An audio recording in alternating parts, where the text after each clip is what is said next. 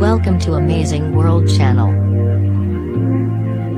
In the roll call of unfashionable causes, defense of the MSM, the hated mainstream media surely ranks close to the top.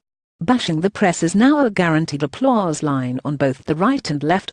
Donald Trump, who last week said it was frankly disgusting the press is able to write whatever they want, and called for NBC to be stripped of its non-existent broadcasting license, is only the most obvious example. Before him came Sarah Palin and her diatribes against the lamestream media. But the MSM is a favorite target of the left who witnessed the Corbynite attacks on the BBC and its political editor, Laura Kewensburg, who famously required the protection of a bodyguard to attend the Labour Party conference. This week we have had a brutal reminder of what the mainstream media does and why we need it. On Monday, Malta's most prominent investigative journalist, Daphne Caruana Galizia, was murdered when the car she was driving was blown sky-high, scattering her body parts across a field. She has been widely described as a blogger, and she did indeed break some of her biggest stories that way. But she was also a columnist for the Malta Independent, and its Sunday sister title. Her last column appeared on Sunday, opposing the legalization of cannabis. She was fiercely independent, even a maverick. But she was also part of the mainstream media. Indeed, her most important story, the Panama Papers and its Maltese dimension, came about through the combined heft of a network of mainstream news organizations, including The Guardian.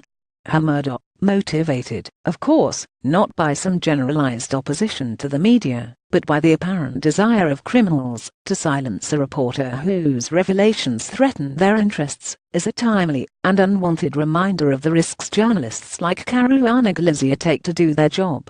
Is a timely and unwanted reminder of the risks journalists like Caruana Galizia take to do their job. As The Guardian notes in its editorial on the killing, the Maltese reporter is the 10th journalist to die this year. The New York Times rightly records that journalists have been jailed in Turkey and murdered in Russia, India and the Philippines. In the US, they are daily denounced as purveyors of fake news.